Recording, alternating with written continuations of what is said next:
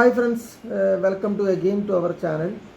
Today we will discuss about clause 7.2 of 17025, that is selection, verification and validation of methods. Here the methods means calibration procedure, അതായത് കാലിബ്രേഷനോ അല്ലെങ്കിൽ നമ്മൾ ടെസ്റ്റോ ചെയ്യുന്ന പ്രൊസീജിയറിനാണ് ഇവിടെ method എന്നുകൊണ്ട് ഉദ്ദേശിക്കുന്നത്. Okay, selection and verification of methods. The 7.2.1.1 The laboratory shall use appropriate method and procedures for all laboratory activities and where appropriate for evaluation of the measurement uncertainty as well as statistical techniques for analysis of data. ഇപ്പോൾ നമുക്ക് എന്താണോ ആ ഒരു കാലിബ്രേഷനോ അല്ലെങ്കിൽ ആ ഒരു ടെസ്റ്റിനോ അല്ലെങ്കിൽ അത് ഹാൻഡിൽ ചെയ്യുന്നോ ട്രാൻസ്പോർട്ടോ അല്ലെങ്കിൽ അതിൻ്റെ മെഷർമെൻറ്റ് അനുസരിച്ചോ വാട്ട് എവർ ഇറ്റ് ഈസ്, ഒരു സ്യൂട്ടബിൾ മെത്തേഡ്, അപ്രോപ്രിയേറ്റ് മെത്തേഡ് വേണം അതിന് ഉപയോഗിക്കാൻ, അപ്രോപ്രിയേറ്റ് പ്രൊസീജിയർ വേണം ഉപയോഗിക്കാൻ. ചിലപ്പോൾ ഇൻ്റർനാഷണൽ സ്റ്റാൻഡേർഡ് ആയിരിക്കാം, അല്ലെങ്കിൽ നാഷണൽ സ്റ്റാൻഡേർഡ് ആയിരിക്കാം, അല്ലെങ്കിൽ മാനുഫാക്ചർ പറഞ്ഞ മാനുവലിലുള്ള കാര്യങ്ങളായിരിക്കാം, വാട്ട് എവർ ഇറ്റ് ഈസ്. അപ്പോൾ അതാണ് നമ്മളതിൽ ഫോളോ ചെയ്യേണ്ടത്. 7.8.1.2 All methods, procedures and supporting documentation such as instructions, standards, manuals and reference data relevant to the laboratory activities shall be kept up to date and shall be made readily available to personnel. അതായത് എല്ലാ ഡോക്യുമെൻസും എല്ലാ ഇത്തരത്തിലുള്ള മെത്തേഡും പ്രൊസീജിയറുകളെല്ലാം up to date ആയിട്ട് വെക്കണം. അതായത് കാലഹരണപ്പെട്ടത് വെക്കരുത്. എന്താണോ ഇപ്പോൾ latest revision status, latest issue, ഏതെങ്കിലും അമെൻഡ്മെൻറ്റ് വന്നിട്ടുണ്ടായിരിക്കാം, അപ്പോൾ അതെല്ലാം കൺസിഡർ ചെയ്തിട്ട് ഏതാണോ ലേറ്റസ്റ്റ് ഉള്ളത് അത് അങ്ങനെ അപ്ഡേറ്റ് ചെയ്തിട്ട് വെക്കണം നമ്മുടെ ഡോക്യുമെൻ്റ് റൂമിൽ. അതുപോലെ തന്നെ അതായിരിക്കണം നമ്മുടെ പേഴ്സണൽ എല്ലാവരും കെമിസ്റ്റിനോ അല്ലെങ്കിൽ മൈക്രോബയോളജിസ്റ്റോ കാലിബ്രേഷൻ എഞ്ചിനീയേഴ്സോ ഹൂവർ ഇറ്റ് ഈസ് അവർക്ക് അത് റഫർ ചെയ്യാൻ കൊടുക്കേണ്ടത്. 7.2.1.3 The laboratory shall ensure that it uses the latest valid version of a method unless it is not appropriate or possible to do so. When necessary, the application of the method shall be supplemented with additional details to ensure consistent application. അതായത് നമ്മൾ latest version ആയിരിക്കണം എപ്പോഴും use ചെയ്യേണ്ടത്.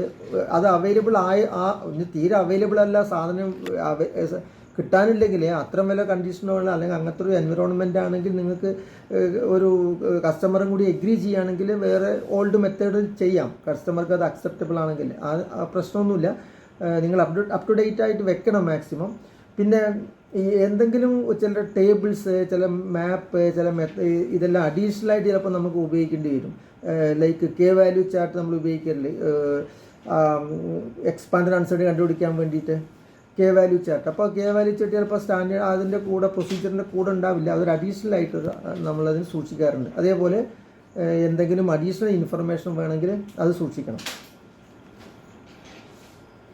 7.2.1.4 When the customer does not specify the method to be used, the laboratory shall select an appropriate method and inform the customer of the method chosen. Methods published either in international, regional or national standards or by reputable technical organization or in relevant scientific texts or journals or as specified by the manufacturer of the equipment are recommended. Laboratory developed or modified method also can be used. അതായത് നമുക്ക് ഏതെങ്കിലും ഒരു technical റൈറ്റപ്പിലുള്ള national സ്റ്റാൻഡേർഡിലോ international സ്റ്റാൻഡേർഡോ ഒരു മാനുഫാക്ചറുടെ user മാനുവലോ ജേർണൽസോ ടെക്സ്റ്റോ ഏത് വേണമെങ്കിൽ നമുക്ക് ഉപയോഗിക്കാം as A basic document for the method. ആ മെത്തേഡ് ആ പ്രൊസീജിയർ ചെയ്യാനുള്ളത് ആ ടെസ്റ്റ് പ്രൊസീജിയറോ കാലിബ്രേഷൻ പ്രൊസീജിയറോ എന്തായാലും നമുക്ക് യൂസ് ചെയ്യാം. നമ്മൾ തന്നെ കണ്ടുപിടിച്ച ലബോറട്ടറി തന്നെ ഇൻവെൻറ്റ് ചെയ്ത ഒരു മെത്തേഡ് ഉപയോഗിക്കുന്നതിന് പ്രശ്നമില്ല. പക്ഷെ അത് വാലിഡേറ്റ് ചെയ്യണമെന്ന് മാത്രമേ ഉള്ളൂ. സയൻറ്റിഫിക്കലി അത് ട്രൂ ആണെന്ന് നമ്മൾ പ്രൂവ് ചെയ്യണം. ഓക്കെ, പിന്നെ ഏതെങ്കിലും കസ്റ്റമർ ചിലപ്പോൾ ഒരേ ടെസ്റ്റിനോ ഓരോ കാലിബ്രേഷനോ രണ്ട് മെത്തേഡുകൾ ഉണ്ടാവും.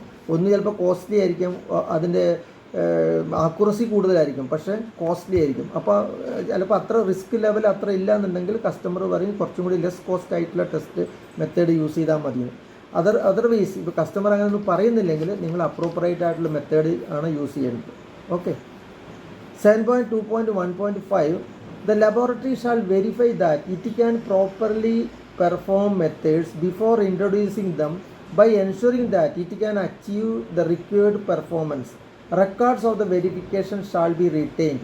If the method is revised by the issuing body, verification shall be repeated to the extent necessary. നമ്മൾ എന്ത് മെത്തേഡാണ് യൂസ് ചെയ്യാൻ പോകുന്നത്, ഒരു പർട്ടിക്കുലർ ടെസ്റ്റോ ഒരു കാലിബ്രേഷനോ ചെയ്യാൻ എന്ത് മെത്തേഡാണോ യൂസ് ചെയ്യാൻ പോകുന്നത്, ആ മെത്തേഡ് നമ്മൾ യൂസ് ചെയ്യുന്നതിന് മുമ്പേ അത് നമ്മുടെ ടെക്നീഷ്യൻസിനോട് അതിന് അടിസ്ഥാനമാക്കിയിട്ട് ഒരു വർക്ക് പ്രൊസീജിയർ എഴുതി കൊടുത്തിട്ട് അത് യൂസ് ചെയ്യുന്നതിന് മുമ്പേ ആ മെത്തേഡ് വെരിഫൈ ചെയ്യണം. ഇനിയിപ്പോൾ നമ്മൾ ഒരു based on A standard, based on A manufacture reference എന്തെങ്കിലുമൊക്കെ നമ്മൾ ഒരു കാലിബ്രേഷൻ വർക്ക് പ്രൊസീജിയർ അല്ലെങ്കിൽ ഒരു SOP സ്റ്റാൻഡേർഡ് ഓപ്പറേറ്റിംഗ് പ്രൊസീജിയറൊക്കെ ഉണ്ടാക്കിയിട്ടുണ്ടാവും. അത് ഇഷ്യൂ ചെയ്യുന്നതിന് മുന്നേ ആ പ്രൊസീജിയർ വെരിഫൈ ചെയ്യണം. അതിൻ്റെ കണ്ടൻ്റ് എല്ലാം ശരിയാണ്, സയൻറ്റിഫിക്കലി കറക്റ്റാണെന്ന് നിങ്ങളുടെ ക്വാളിറ്റി മാനേജറോ ടെക്നിക്കൽ മാനേജറോ അത് വെരിഫൈ ചെയ്തതിന് ശേഷമാണ് അത് ഇഷ്യൂ ചെയ്യാൻ പാടുള്ളൂ. 7.2.1.6 When method development is required, this shall be a planned activity and shall be assigned to competent personnel equipped with adequate resources. As method development proceeds, periodic review shall be carried out to confirm that the needs of the customer are still being fulfilled. Any modifications to the development plan shall be approved and authorized.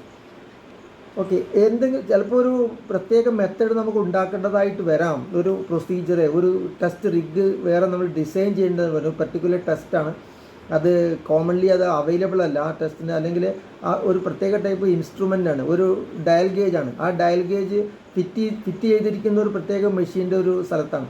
അവിടെ നമുക്ക് ചിലപ്പോൾ ആ dial gauge calibration ചെയ്യാൻ പറ്റില്ല. അവിടെ അതിൻ്റെ പ്രത്യേക ഒരു ടെസ്റ്റ് റിഗ് ഉണ്ടാക്കേണ്ടി വരും, കസ്റ്റമൈസ് ചെയ്യേണ്ടി വരും. അപ്പോൾ അങ്ങനെ വല്ല സിറ്റുവേഷനൊക്കെ ഉണ്ടെങ്കിൽ, ഇതൊരു സിമ്പിളായിട്ട് പറയുന്ന, കൂടുതൽ കോംപ്ലിക്കേറ്റഡ് ആയിട്ടുള്ള കാര്യങ്ങളും നമ്മൾ ലാബുകാർ, ടെസ്റ്റ് ലാബ് അല്ലെങ്കിൽ കാലിബ്രേഷൻ ലാബുകാർ ഫേസ് ചെയ്യും. അപ്പോൾ ഒരു ലാബ് സ്വയം ഒരു മെത്തേഡ് അതിന് വേണ്ടി ഡിസൈൻ ചെയ്യേണ്ടി വരും, അതിനുള്ളൊരു test rig sort of thing. അപ്പോൾ അങ്ങനെ വല്ലതും ഉണ്ടെങ്കിൽ അതൊരു ഓതറൈസ്ഡ് ആയിട്ട്, അതിനായിട്ട് എക്യുപ്മെൻറ്റും അതിനായിട്ടുള്ള വാട്ട് കാൾഡ് കോമ്പീറ്റൻ്റ് ആയിട്ടുള്ള ഒരു പേഴ്സണൽ, ഒരു എൻജിനീയറെ വേണം അത് ഏൽപ്പിക്കാൻ. പിന്നെ ഈ ഒരു വെരിഫിക്കേഷൻ്റെ വെരിഫിക്കേഷൻ ടൈം, ആ ഡെവലപ്മെൻറ്റ് ഓഫ് ദിസ് വെരിഫിക്കേഷൻ, അതിന് ഇടയ്ക്കിടയ്ക്ക് അത് പീരിയോഡിക്കലി നമ്മൾ റിവ്യൂ ചെയ്യണം. അത് സ്യൂട്ടബിൾ ആണ് എന്ന് റിവ്യൂ ചെയ്യും വേണം. Okay. 7.2.1.7 Deviation from methods for all laboratory activities shall occur only if the deviation has been documented, technically justified, authorized and accepted by the customer. ചിലപ്പോൾ കസ്റ്റമറായിട്ട് നമ്മൾ ഡിസ്കസ് ചെയ്ത ഒരു പ്രത്യേക ടൈപ്പ് ടെസ്റ്റിംഗ് അല്ലെങ്കിൽ പ്രത്യേക ടൈപ്പ് മെഷീൻ്റെ കാലിബ്രേഷൻ അപ്രോച്ച് ചെയ്യുമ്പോൾ പല പുതിയ കസ്റ്റമൈസ് ചെയ്യും ചില എക്യുപ്മെൻറ്റ്സ്, ചില ടൂൾസ്, ചില ടെസ്റ്റ് റിഗ്സ്. പിന്നെ അതിൽ പിന്നീട് ഏതെങ്കിലുമൊക്കെ മാറ്റങ്ങൾ സംഭവിക്കുകയാണെങ്കിൽ അത് അത്തരം എന്തെങ്കിലും ഒരു ഡീവിയേഷൻ സംഭവിക്കുകയാണ് ആ മെത്തേഡിലെങ്കിൽ ദാറ്റ് ഷുഡ് ബി ഡോക്യുമെൻറ്റഡ്. അത് നമ്മൾ ശരിക്കും ഡോക്യുമെൻ്റ് ചെയ്ത് വെക്കണം, എഴുതി വെക്കണം.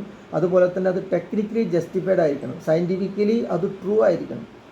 അപ്പോൾ അത് കസ്റ്റമർ അക്സെപ്റ്റ് ചെയ്യും വേണം. കസ്റ്റമറുടെ എഞ്ചിനീയറും ലാബിൻ്റെ എഞ്ചിനീയറും ഡിസ്കസ് ചെയ്തിട്ട് വേണം ഇത്തരം കാര്യങ്ങളെല്ലാം ഡെവലപ്പ് ചെയ്യാൻ. Okay, thank you very much. Now next validation of method we will take in the next class, next episode. Okay, thank you. Like and share.